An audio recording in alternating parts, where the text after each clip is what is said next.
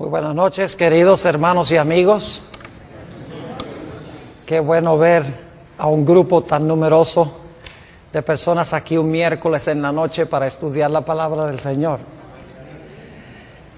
Como se anunció, vamos a estudiar en nuestro tema de hoy algunos detalles sobre tal vez la profecía más difícil de la Sagrada Escritura, Daniel, el capítulo 11.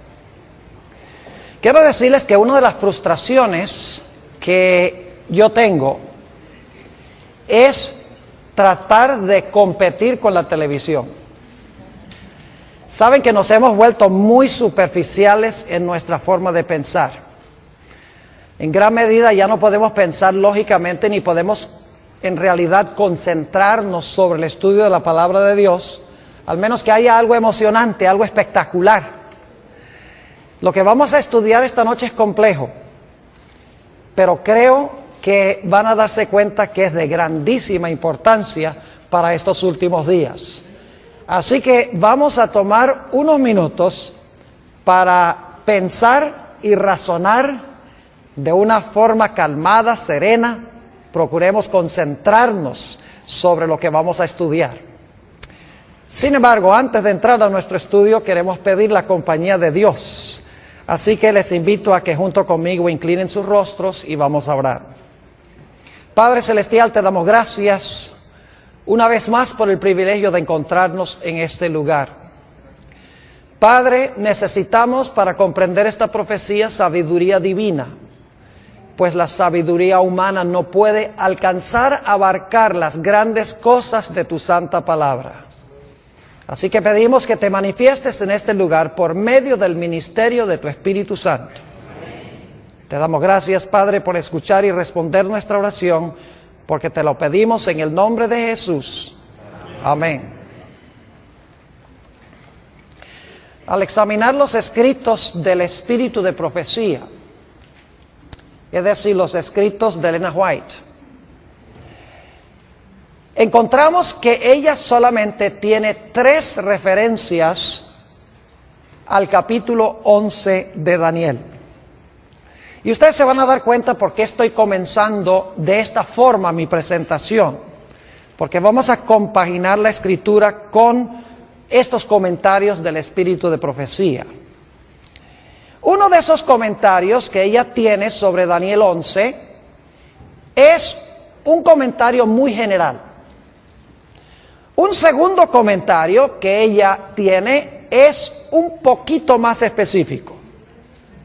Y el tercer comentario que ella tiene, y recuerden que ella escribió más de 100,000 páginas, y solamente hace 3 referencias primarias a Daniel capítulo 11. La tercera referencia es bien específica, y allí ella cita versículos del capítulo 11 de Daniel. En efecto, ella cita los versículos 30 hasta el versículo 36 del capítulo 11. Solo una vez en todos sus escritos ella cita algún versículo de Daniel 11. En una cita ella menciona o pone allí en esa cita los versículos 30 hasta el versículo 36. Vale decir que ella nunca menciona los versículos controversiales, que son los versículos 40 al 45. No solo ella no cita estos versículos, sino que no usa ni siquiera el lenguaje de estos versículos. Es decir, la terminología de estos versículos 40 al 45 del capítulo 11, ella no lo usa en ninguna parte de sus escritos. No solo no cita los versículos, sino que no usa la terminología ni el lenguaje. Y esto ha llevado a muchas personas a pensar que ella no tuvo nada que comentar sobre Daniel 11, 40 al 45. Yo quiero en esta noche disipar esa idea. Tuvo mucho que decir de Daniel 11. Aunque los versículos 40 al 45 nunca los cita, nunca usa la terminología del lenguaje, tiene mucho que decir en cuanto a estos versículos. Ahora, quisiera para comenzar leer estas 3 citas que encontramos en los escritos de esta comentarista bíblica. La primera cita se encuentra en Testimonios para los Ministros, un libro que ella escribió a los pastores, página 112. Y aquí, como menciono, es una referencia bien indirecta. Dice allí, la luz que Daniel recibió de Dios fue dada especialmente para estos postreros días. Las visiones que recibió en las riberas del Ulai, ese es Daniel 8, recibió Daniel 8 al lado del río Ulai, y el Hidekel, la visión de Daniel 11 la recibió al lado del Hidekel. Los grandes ríos de Sinar están ahora en el proceso de cumplirse. Y pronto todos los eventos predichos se habrán cumplido. Ahora fíjense que ni siquiera menciona Daniel 11.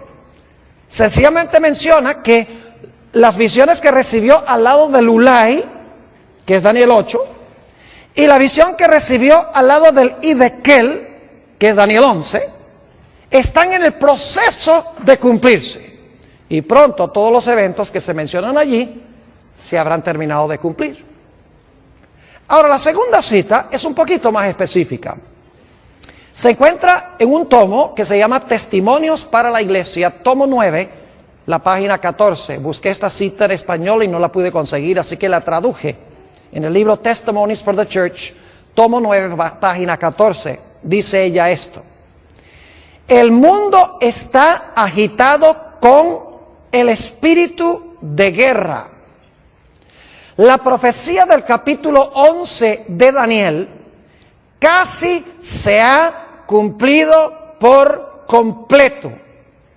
Entonces, ¿en qué parte de Daniel 11 estaríamos nosotros hoy?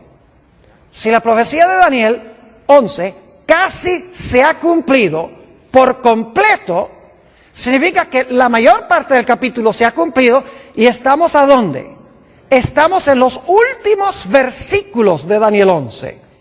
Sigue diciendo, pronto las escenas de angustia que se describen en las profecías ocurrirán. Ahora, en esta cita menciona específicamente Daniel 11. Dice que está, en la primera cita dice que Daniel 11 está en el proceso de cumplirse. Aquí un poco más específico, porque dice que la mayor parte de Daniel 11 ya se ha cumplido. Es decir, estamos en las escenas finales de Daniel, el capítulo 11. Ahora, la tercera cita es bien específica. Es la única cita, como les mencioné, a donde ella cita versículos de Daniel 11. Ella cita los versículos 30 al 36. Y quiero leer esa cita. Se encuentra, lamentablemente, está en una fuente que no se encuentra en español, no se encuentra traducido, pero yo traduje esta cita. Se encuentra en un tomo que se llama Manuscript Releases, tomo 13, en la página 394. Son materiales de la hermana White que no se habían publicado antes. Se sacaron más o menos unos 20 tomos con todo ese material que antes no había sido publicado. Por eso se llama Manuscript Releases, tomo 13, página 394. Fíjense lo que dice. No hay tiempo que perder. Nos esperan tiempos angustiosos. El mundo está agitado con el espíritu de guerra. Pronto ocurrirán las escenas de angustia que se describen en las profecías. La profecía del capítulo 11 de Daniel casi se ha cumplido por completo. Hasta ahí es parecido a la cita del tomo 9 de los Testimonios. Pero ahora sigue diciendo, mucha de la historia que ha ocurrido en cumplimiento de esta profecía se repetirá. Pregunta, ¿hay una porción de Daniel 11 que se cumplió ya? Sí. Dice, una vez más, mucha de la historia que ha ocurrido en cumplimiento de esta profecía, no dice que la profecía se va a volver a repetir, dice mucha de la historia que cumplió la profecía se va a repetir. Y luego note lo que sigue diciendo en el versículo, esta cita. Después de decir mucha de la historia que ha ocurrido en cumplimiento de esta profecía se repetirá, ella dice esto: En el versículo 30, ahora va a decir cuál parte se va a repetir de nuevo, cuál parte de la historia de Daniel 11 se va a repetir de nuevo. Dice, en el versículo 30, se habla de un poder que se enojará contra el pacto santo y hará según su voluntad. Volverá pues y se entenderá con los que abandonen el santo pacto. Y luego, no voy a citar los versículos, luego ella continúa citando los versículos 31 al 36. Es decir, el que leía es el versículo 30 y luego ella cita versículo 31 al 36 y entonces dice esto. Escenas semejantes a las que se describen en estas palabras ocurrirán. Yo pregunto entonces, ¿qué porción de Daniel 11, según esta autora, se va a repetir de nuevo? ¿O qué eventos históricos, en cuáles versículos se van a volver a repetir? Son los eventos que se describen ¿dónde? En los versículos 30 hasta el versículo ¿qué? Hasta el versículo 36. Y quiero recalcar nuevamente que ella no dice que la profecía se va a cumplir dos veces. Dice que mucha de la historia que se realizó en cumplimiento de esta profecía se va a repetir. No es la profecía, es la historia que cumplió la profecía la que se va a volver a repetir. Es decir, las escenas que describen los versículos 30 al 36 van a ocurrir de nuevo en la historia. Ahora, para entender lo que ella está tratando de decir, necesitamos regresar un momento para repasar la secuencia de reinos que encontramos en Daniel 7 y Daniel 8. Y esto lo voy a hacer rápido, no voy a buscar los versículos, porque la mayoría de los que estamos aquí hemos estudiado estas profecías. En Daniel 7 tenemos un león. ¿Qué representa el león? Babilonia. Luego tenemos un oso. ¿Qué representa el oso? Medo-Persia. Luego tenemos un leopardo. ¿Qué representa el leopardo? Grecia. Luego tenemos un dragón o una bestia terrible que representa ¿qué reino? Roma. Y luego a ese dragón le salen 10 cuernos. ¿Qué representan los 10 cuernos? Representan los 10 reinos en los cuales se dividió el imperio romano. Y luego entonces sale un cuerno ¿qué? Un cuerno pequeño que gobierna ¿por cuánto tiempo? Por 1260 años. Ahora, ¿qué representan los 10 reinos? O los 10 cuernos, 10 reinos de Roma. ¿Y qué representa el cuerno pequeño?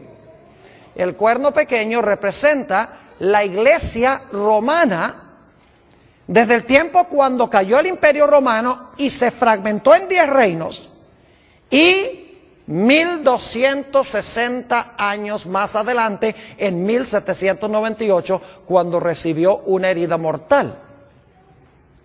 Es decir, tenemos cierta secuencia de reinos: Babilonia, Medo-Persia, Grecia, Roma pagana, Roma papal. Esa es la secuencia de reinos. Ahora necesito ir a Daniel 8, porque Daniel 8 sigue la misma secuencia, pero hay una excepción. En Daniel 8 no empieza con Babilonia, sino que empieza con ¿cuál reino? Empieza con Medo-Persia. ¿Recuerdan un carnero? ¿Cuántos cuernos tiene el carnero? 2. Uno es más alto que el otro y dice que este carnero representa ¿qué reino? Daniel 8 lo dice, versículo 20. Dice, el carnero representa el reino de Medo-Persia. Muy bien. Y luego después se levanta un macho cabrío que viene y ataca al carnero.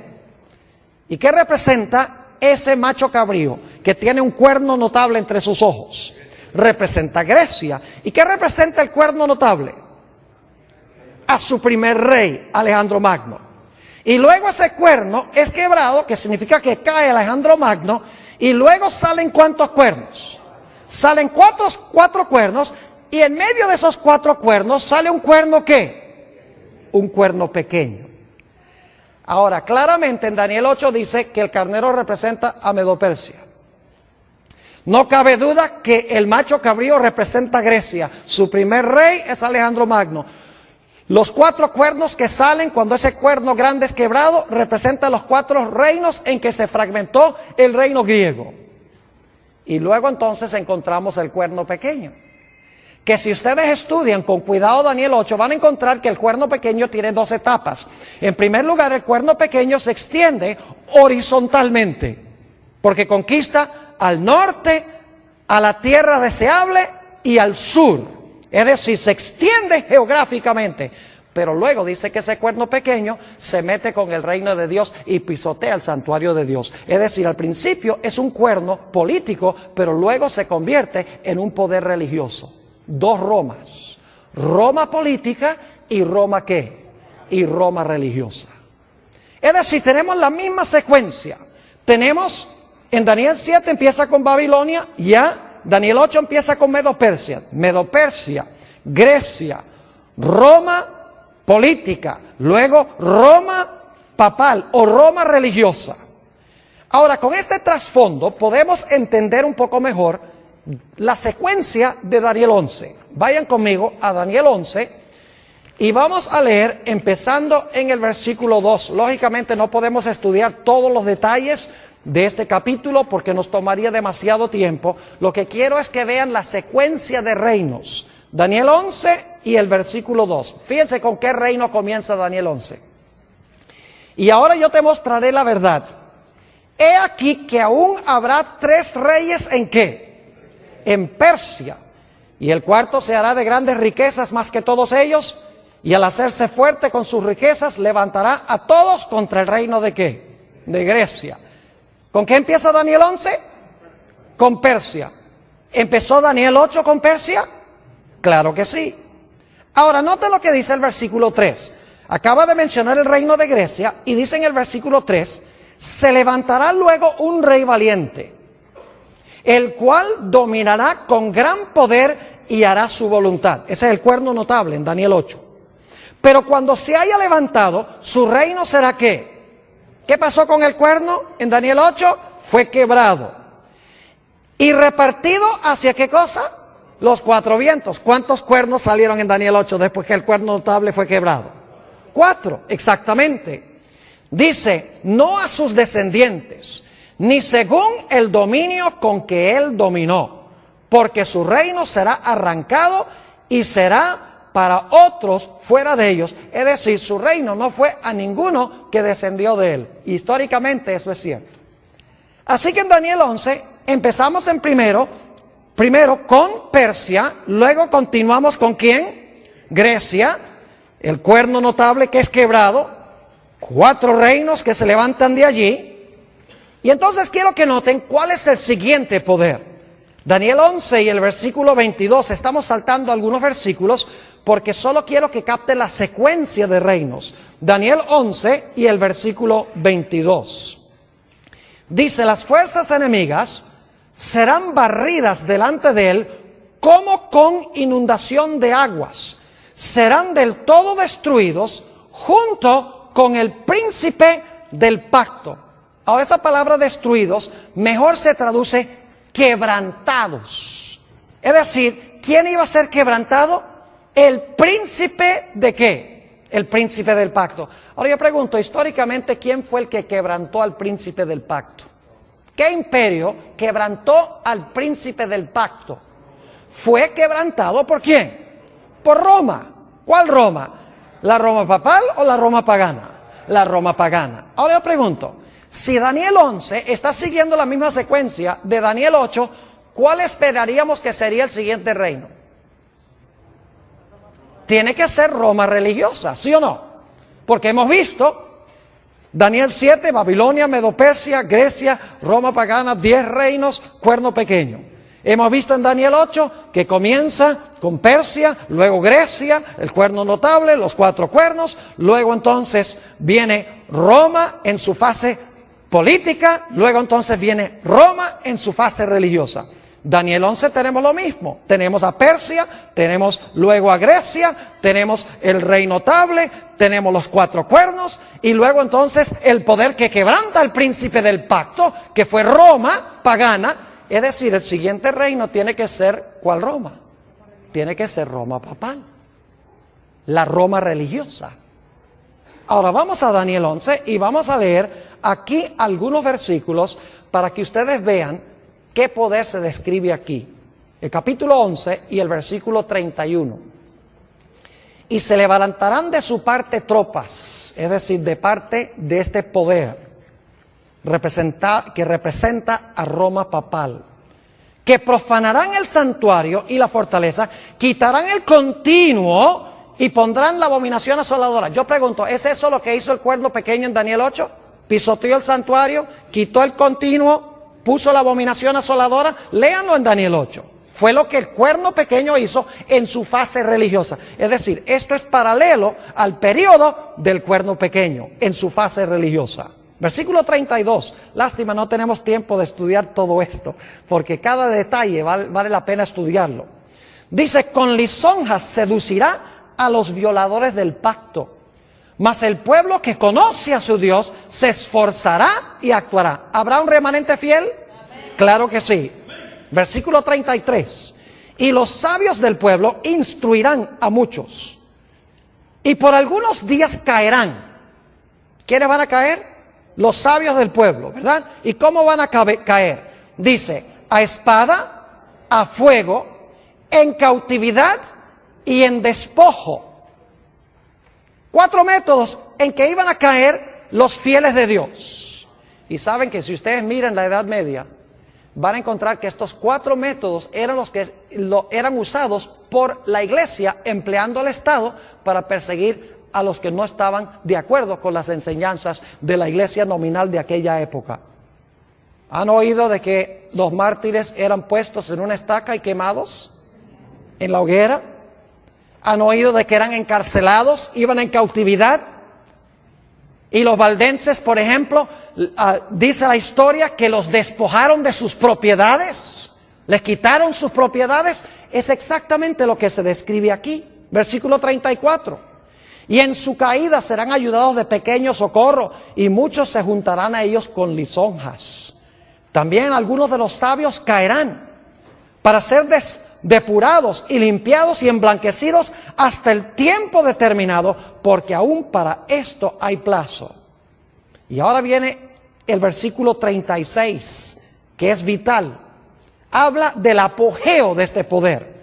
Dice, el rey hará su voluntad y se ensoberbecerá y se engrandecerá sobre todo Dios, y contra el Dios de los dioses hablará maravillas y prosperará. Yo pregunto, ¿el cuerno pequeño habló grandes palabras contra Dios? ¿El cuerno pequeño persiguió a los santos de Dios? ¿Sí o no? ¿Y prosperó, según Daniel 7 y 8? Claro que sí, es el mismo poder aquí. Dice, hablará maravillas y prosperará hasta que sea consumada la ira, porque lo determinado se cumplirá. Del Dios de sus padres, es decir, los padres son los apóstoles, los fundadores de la iglesia. Del Dios de sus padres no hará caso, ni del amor de las mujeres, ni respetará a Dios alguno, porque sobre todo se engrandecerá. Es decir, se va a proclamar Dios en la tierra, este personaje. Versículo 38. Mas honrará en su lugar al Dios de las fortalezas, Dios que sus padres no conocieron, es decir, el Dios de la fuerza, el Dios del Estado, usando el poder civil. Lo honrará con oro y plata, con piedras preciosas y con cosas de gran precio. En la misma descripción del traje de la grande ramera de Apocalipsis, el capítulo 17. Versículo 39, con un Dios ajeno se hará de las fortalezas más inexpugnables, y colmará de honores a los que le reconozcan, y por precio repartirá la tierra. Todo este pasaje, los versículos 30 al 39, están describiendo el período del cuerno pequeño de Daniel 7 y el cuerno pequeño de Daniel 8 en su fase religiosa, el período de los 1260 años de supremacía de la iglesia romana. Ahora, ¿está clara la secuencia? ¿Entiende la secuencia? Persia, Grecia, Roma en su fase pagana, luego Roma en su fase ¿qué? En su fase papal. Pero yo pregunto, según las profecías, ¿cuántas etapas de dominio tiene el cuerno pequeño o la bestia, o en este caso el rey del norte? ¿Cuántas etapas de dominio tiene? A ver, díganme ustedes. Tiene dos. ¿Cuál es la primera? ¿Gobernó por cuánto tiempo? 1260 años. ¿Verdad que sí? Ahora, cuando cayó, después de los 1260 años, en 1798, terminado, ya no se levanta más nunca. ¿O se va a volver a levantar? ¡Oh, se va a volver a levantar! Porque Apocalipsis 13 dice que la bestia que gobernó 42 meses, que es lo mismo que los 1260 días, iba a recibir una herida, ¿qué? Mortal. Y por un tiempo iba a estar fuera de comisión. Y luego su herida de muerte se iba a ¿qué? Sanar, y nuevamente iba a gobernar ¿qué cosa? El mundo. Ahora podemos entender por qué Ellen G. White dijo que escenas semejantes a las del pasado se iban a repetir. ¿Me están entendiendo lo que estoy diciendo? Porque el mismo poder que dominó en el pasado, que recibió una herida mortal, que ha estado herido a este sistema, porque no puede usar el poder civil como lo hacía en la Edad Media, ese poder se le va a sanar la herida y luego va a repetir lo que hacía ¿cuándo? Lo que hacía durante los 1260 años. Por eso es que la autora que leímos dice, nuevamente, leo esta cita, dice, escenas semejantes a las que se describen en este versículo o en estas palabras ocurrirán de nuevo. Y luego entonces llegamos al versículo 40. Ahora yo quiero decirles cómo se relaciona el versículo 40 con los versículos 31 al 39. En el versículo 40 habla del rey del sur que se acornea contra el rey del norte. Es decir, el rey del sur ataca al rey del norte en el tiempo del fin. Pero luego dice que el rey del norte levanta contra el rey del sur, ¿qué cosa? Tempestad. Y se lanza contra él. Y si siguen leyendo hasta el versículo 45, se van a dar cuenta que el rey del norte, que dominó durante los 1260 años, versículo 31 al 39, y que recibió una herida mortal por parte del rey del sur en 1798, cuando el rey del sur se acorneó contra él, ese poder dice que va a conquistar al rey del sur y nuevamente va a llegar a tener un dominio mundial, un dominio global. Ahora, es interesante, como les mencioné, notar que Ellen G. White no cita ni un solo versículo de los versículos 40 al 45. O sea, cita hasta el versículo 36, nos ubica. Dice, este es el periodo cuando este poder ejerció su dominio. Pero en cuanto al tiempo cuando se le sana la herida, por lo menos no usa el lenguaje de Daniel 11 y empezando en el versículo 40. Y la gente dice, por lo tanto ella no tuvo nada que decir en cuanto a estos versículos. Ahora, yo quiero decirles que ella tuvo mucho que decir en cuanto a estos versículos. Y se lo voy a demostrar, pero la forma en que lo vamos a hacer es, en vez de estudiar desde el versículo 40 hasta el versículo 45, lo que vamos a hacer es empezar en Daniel 12 y el versículo 2 y trabajar hacia atrás. En vez de ir hacia adelante del 40 a Daniel 12.2, vamos a empezar en Daniel 12.2 y vamos a trabajar deductivamente, vamos a regresar hacia el versículo 40. ¿Entiende lo que vamos a hacer? Ahora, ustedes dicen, ¿por qué va a hacer esto, Pastor Bor? Le voy a explicar. Porque Ellen G. White, aunque no cita los versículos 40 al 45, varias veces cita Daniel 12 y el versículo 1. Es decir, ella varias veces menciona Daniel 12.1. Y ustedes dicen, ¿por qué es importante eso? Noten cómo comienza Daniel 12 y el versículo 1. Dice, en aquel tiempo se levantará Miguel. La pregunta es, ¿en cuál tiempo se levantará Miguel? ¿A dónde buscaríamos el tiempo que se menciona aquí en el versículo 1? En aquel tiempo se levantará Miguel. Eso nos manda a regresar ¿a dónde? Al capítulo 11. En aquel tiempo se levantará Miguel. Así que si podemos saber a dónde Elena G. de White cita, porque cita también Daniel 12:2, si podemos saber dónde ella cita Daniel 12:2 y Daniel 12:1, entonces lo que viene antes de la cita de Daniel 12:1 debe ser el comentario sobre los versículos 40 al 45. ¿Me están siguiendo o no me están siguiendo? Ahora vamos a mirarlo. Tengo en mi mano este librito que se llama El conflicto de los siglos. Está bien usado. Y a propósito traje un ejemplar bien feo para que lo pongan en cámara, porque así debe estar el conflicto de los siglos de ustedes. No debe estar en papel celofán. Debe estar bien usado. Ahora, lo que yo quiero compartir con ustedes es extraordinario, porque va a mostrarles que Elena G. de White tenía más que sabiduría humana. Es increíble cómo ella compagina perfectamente con la profecía de Daniel 11 sin usar el lenguaje. Yo creo que ella misma tal vez ni sabía lo que estaba haciendo. Ahora escuchen bien, les voy a dar las páginas. En la página 695, y no voy a leer todas las citas, pero en la página 695 del conflicto de los siglos, ella cita Daniel 12 y el versículo 2. Ahora, ¿qué es lo que dice Daniel 12 y el versículo 2?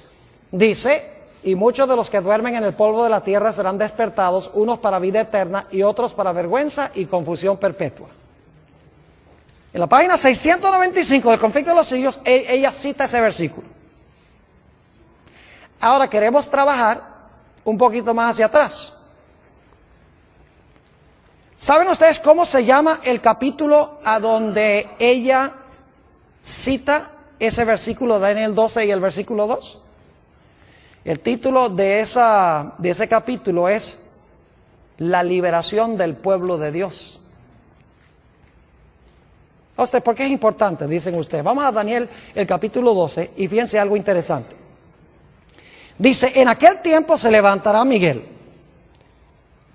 Lo primero que quiero que noten. En aquel tiempo se levantará Miguel, el gran príncipe que está de parte de los hijos de tu pueblo. Se va a levantar Miguel, el que está a favor de su pueblo. Segundo, ¿y será tiempo de qué? De angustia, cual nunca fue desde que hubo gente hasta entonces. Número 2. Número 3, pero en aquel tiempo de angustia, tu pueblo será ¿qué? Libertado. Todos los que se hallaran escritos en el libro. Y luego número 4, dice, muchos de los que duermen en el polvo de la tierra serán despertados. 4 cosas. Se levanta Miguel, viene un tiempo de angustia, es libertado el pueblo de Dios. ¿Y qué? Y viene la resurrección especial. Ahora estamos trabajando no hacia adelante, sino hacia atrás. Vimos en la 695 que cita Daniel 12:2. Ahora, el título de ese capítulo, que comienza en la página 693, es la liberación del pueblo de Dios.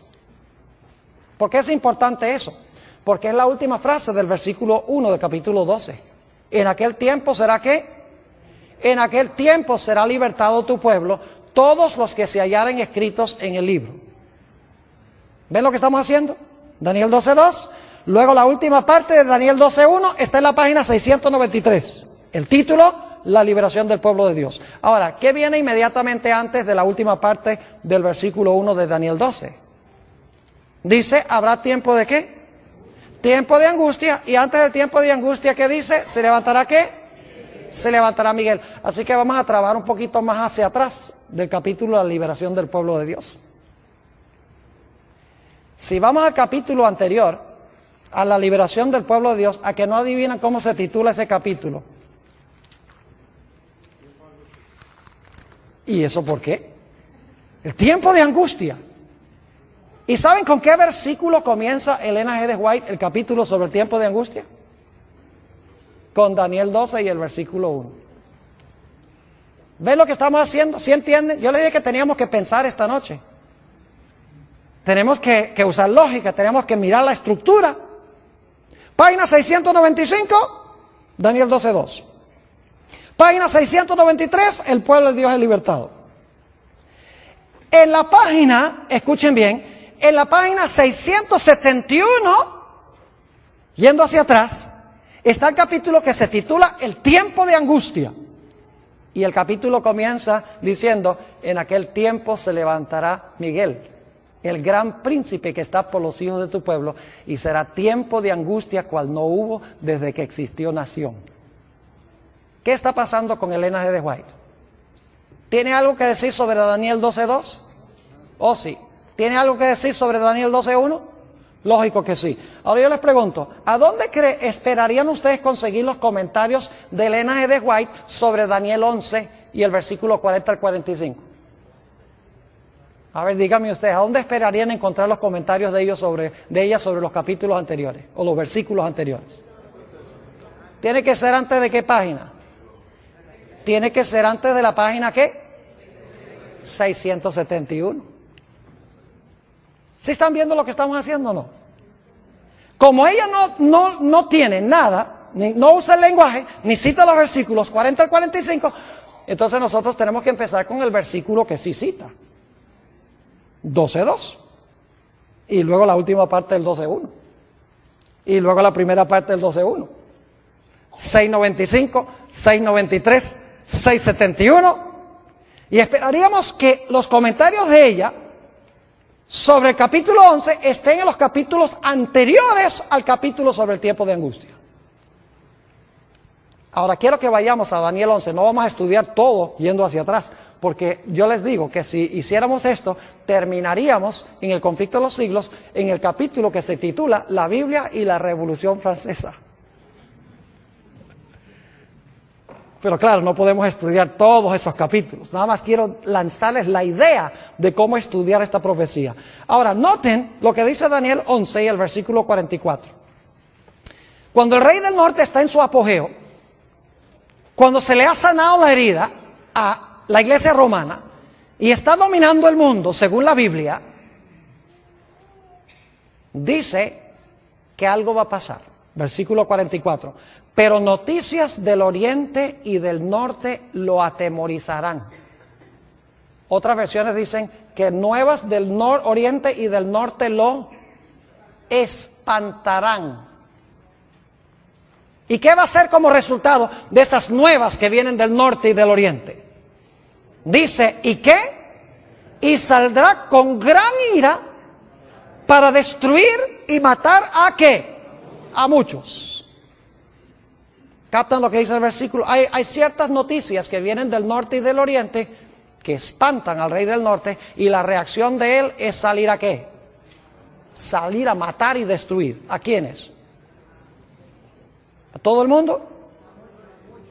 En Daniel es el pueblo de Dios. A usted dice, ¿qué es eso de nuevas del oriente y del norte? Bueno, vamos a Apocalipsis el capítulo 7 y fíjense algo muy interesante. Fíjense lo que viene del oriente según el libro de Apocalipsis. Apocalipsis el capítulo 7 y el versículo 2. Vi también otro ángel que subía de donde sale el sol. ¿Qué punto del compás es ese? Del oriente, muy bien. Y tenía ¿qué cosa? El sello del Dios vivo.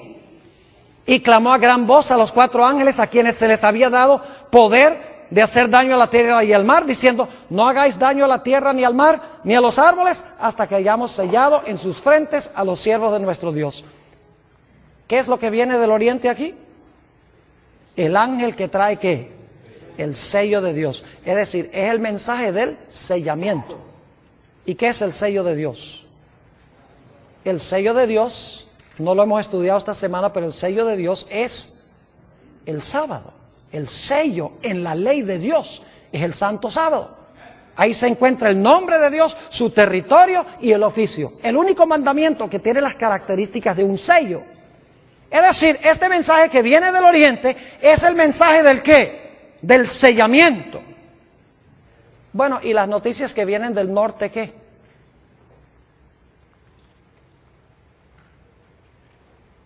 Ahora, nosotros generalmente pensamos en los puntos del compás. ¿Dónde queda el norte aquí? Que estoy un poquito desubicado.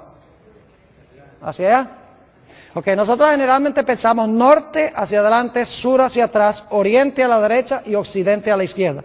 Pero técnicamente hablando, el norte es arriba y el sur es abajo. El oriente es la mano derecha y el occidente es la mano izquierda. Yo pregunto, ¿a dónde tiene Dios su trono? En el cielo.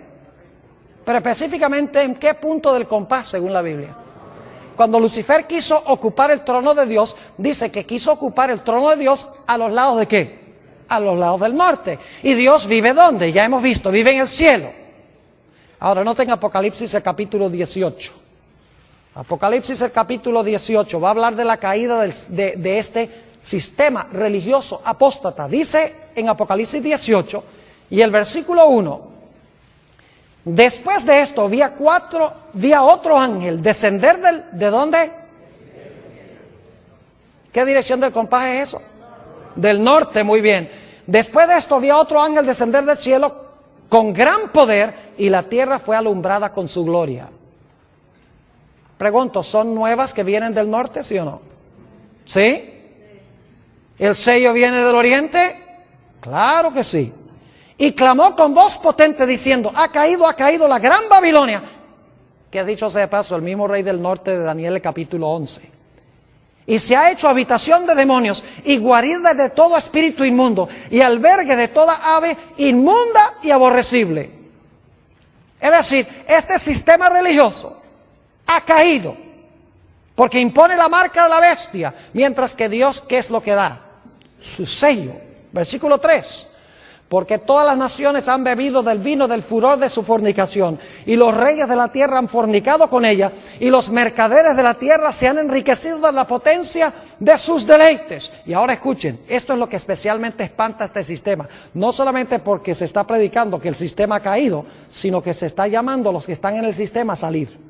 Dice en el versículo 4: y oí otra voz del cielo que decía: salid de ella, pueblo mío, para que no seáis partícipes de sus pecados, ni recibáis parte de sus plagas.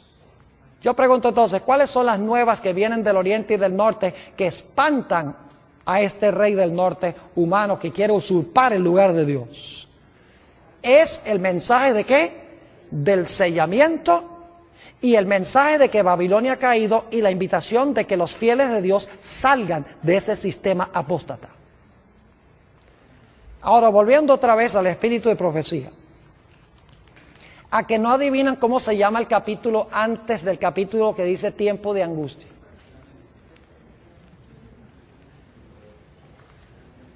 ¿Sabe cómo se titula? El mensaje final de Dios. ¿Y saben con qué pasaje comienza Elena G. de White ese capítulo? En la página 661. Después de esto vi a otro ángel descender del cielo con gran poder, y la tierra fue alumbrada con su gloria. Cita Apocalipsis 18 y el versículo 1 al 4. ¿Y saben qué más dice en ese capítulo? Dice en primer lugar que los poderes del mundo unidos, el protestantismo apóstata, con la iglesia romana y con los reyes de la tierra, están imponiendo por ley la observancia del primer día de la semana. Mientras que el pueblo de Dios, dice allí, con rostros iluminados, está yendo y proclamando que Babilonia ha caído y que la gente debe recibir el sello de Dios, debe guardar el sábado como señal de su lealtad a Dios. Y dice ella allí que como resultado del mensaje que proclama el pueblo de Dios, para usar una buena expresión puertorriqueña, los poderes religiosos del mundo se van a enfogonar contra el pueblo de Dios. Yo pregunto, ¿es lo mismo que encontramos en el versículo 44? Claro que sí.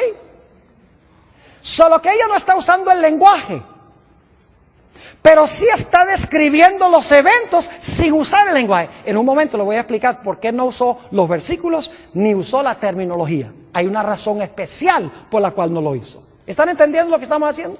Página 695, Daniel 12:2. Página 693, la última frase de Daniel 12:1. Tu pueblo será libertado. Página 671, se levantará Miguel y habrá tiempo de angustia. Página 661, el mensaje que viene del norte, del cielo, de que la gente salga de Babilonia, y el mensaje del sábado, del sellamiento, de recibir el sello del Dios vivo y la ira que tendrá el mundo religioso contra aquellos que reciban el sello de Dios. Ahora yo quiero preguntar, ¿a dónde esperarían ustedes conseguir lo que Elena G. de White tiene que decir sobre los versículos antes del versículo 43? O antes del versículo 44. ¿Dónde esperarían conseguir los comentarios de ella? ¿Antes de qué página? Antes de la página 661. Y si tuviese tiempo, que no lo tengo, iríamos hacia atrás en el conflicto de los siglos y veríamos que Elena G. de White, en su orden cronológico exacto, describe los eventos que se encuentran en los versículos 40, 41, 42 y 43. La única razón por la cual nosotros nos hemos movido de adelante hacia atrás es porque no podemos empezar en el versículo 40 porque Elena G. de White no tiene referencia a ese versículo. Ni el 41, ni el 42, ni el 43, ni el 44, ni el 45. Pero sí tiene Daniel 12:1. Entonces uno, si cita Daniel 12:1 y dice, en aquel tiempo se levantará Miguel. Entonces, aquel tiempo son los versículos anteriores y trabajamos hacia atrás.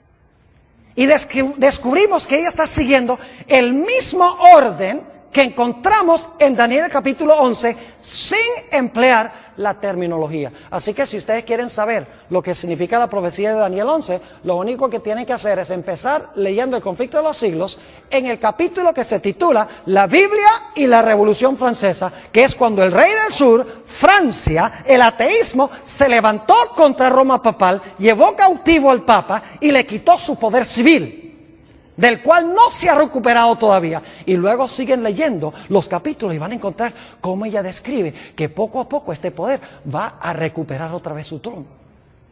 Y se va a unir con los protestantes, que es la tierra gloriosa que se menciona en Daniel 11, 42 y 43. Ojalá tuviera tiempo de hablar de la tierra gloriosa, que representa el protestantismo, especialmente como se encuentra en los Estados Unidos. Y dice que se van a unir con los poderes civiles del mundo, como pasó durante la Edad Media. Y su herida mortal se va a sanar y nuevamente va a recuperar el poderío en el trono del mundo. Yo pregunto, ¿cuadra eso con el panorama que presentan las profecías? Recibió una herida mortal en el tiempo del fin. Por un tiempo estuvo inactiva, pero luego su herida de muerte, que fue ¿qué? Sanada. Y se maravilló los Estados Unidos en pos de la bestia. No, Estados Unidos también, pero en realidad se maravilló toda la tierra en pos de la bestia. Ahora alguno dirá, pero Pastor Bor, ¿por qué es que Elena G. de White, si tiene esta interpretación, por qué razón es que ella nunca cita los versículos? ¿Por qué ni siquiera usa la terminología? Es que ni las palabras las usa. ¿Por qué es que ella describe los eventos sin usar las palabras simbólicas? Le voy a explicar. Porque en nuestra iglesia, alrededor del tiempo de los 1870, el editor de la revista adventista del Review and Herald era Uriah Smith.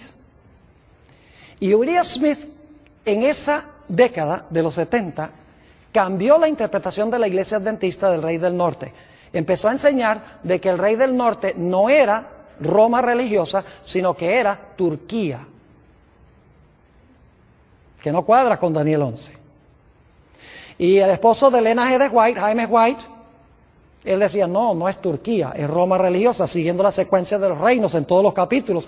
Queda claro de que el rey del norte es el mismo cuerno pequeño, es Roma papal.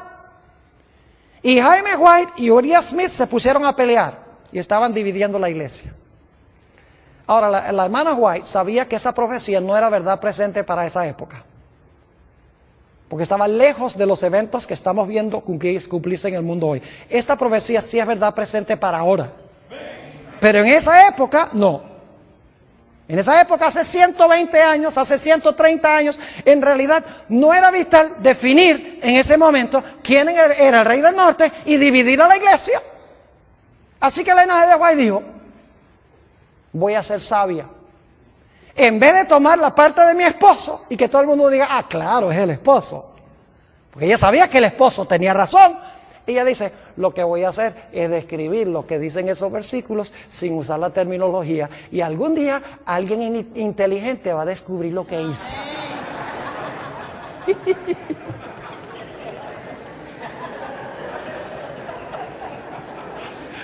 Y quiero decirles, yo no soy el único que lo he descubierto. Pero mis hermanos y hermanas, estas no son cosas que nosotros podemos descubrir nada más leyendo someramente la Escritura. Por eso les digo, la televisión ha arruinado en gran medida nuestra capacidad de pensar, nuestra capacidad de razonar, de pensar estructuralmente. Ya no lo hacemos, porque todo lo queremos digerido. Queremos ahí sentarnos a ver la telenovela, todo está ahí superficial.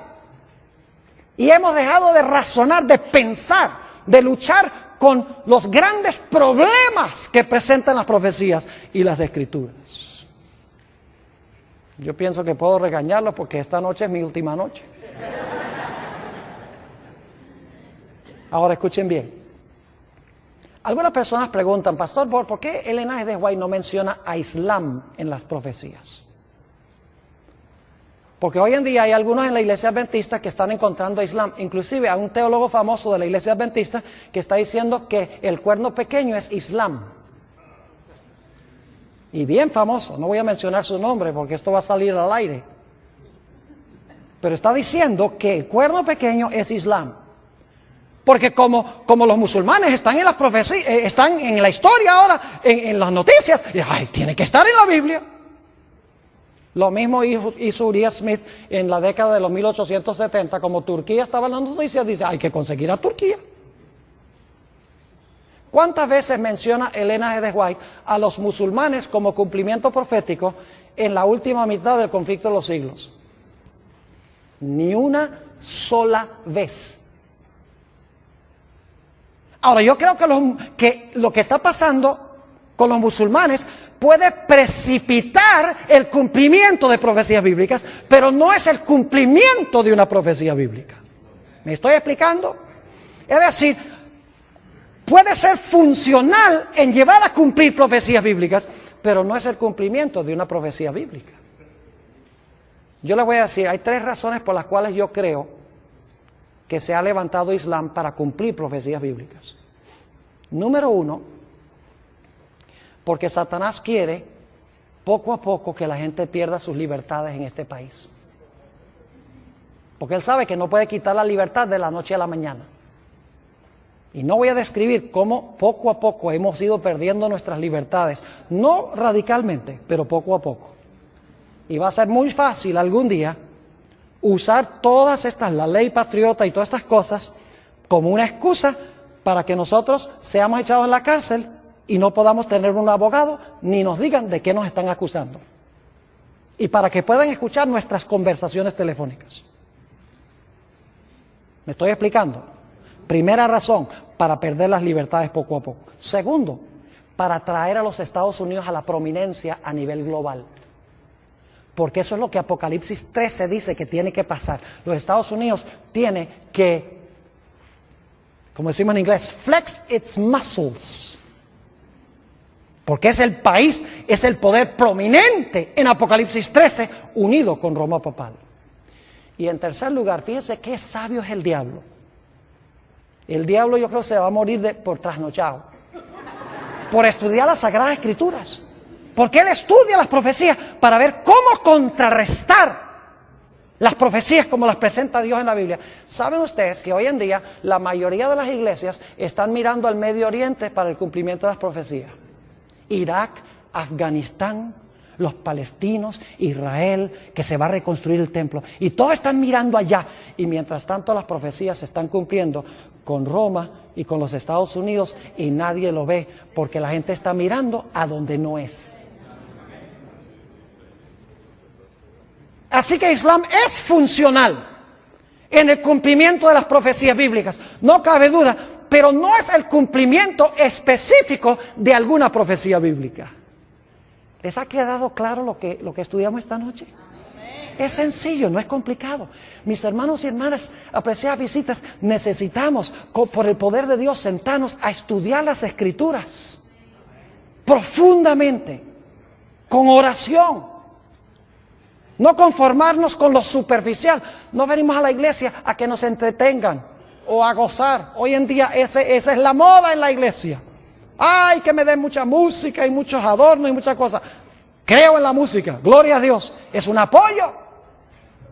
Pero nunca sustituyamos los adornos por el mensaje. Estamos viviendo en tiempos tremendos. Y ojalá que Dios nos ayude a entender estas profecías y que estemos en el lado correcto en el gran conflicto.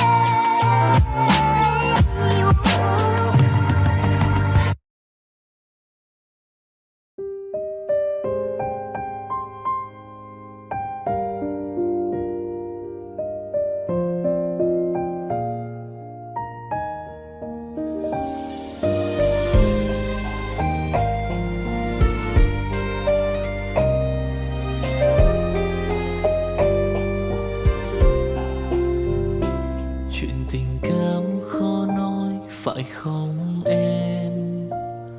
Chuyện tình yêu đâu biết được ngày mai. Rồi hôm nay em bên ai, nhìn em khóc trên vai. Thôi hãy quên đi, về với em hiện tại. Anh còn nhớ về ngày ta còn đắm say. Anh vẫn nhớ về người bên anh khi ấy. Em đã quên rồi câu hứa yêu trọn đời. Em bỏ anh rồi, em vui tình nhân mới.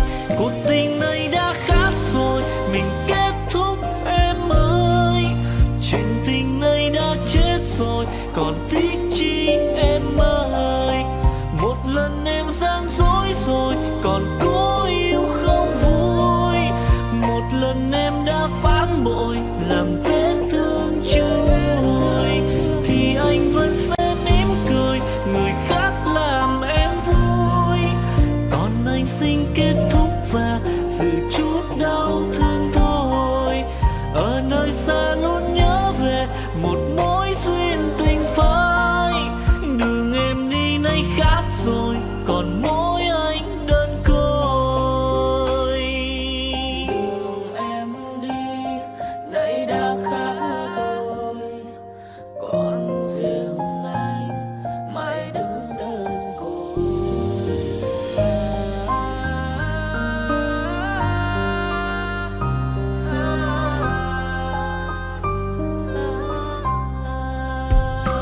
Anh còn nhớ về ngày ta còn đắm say.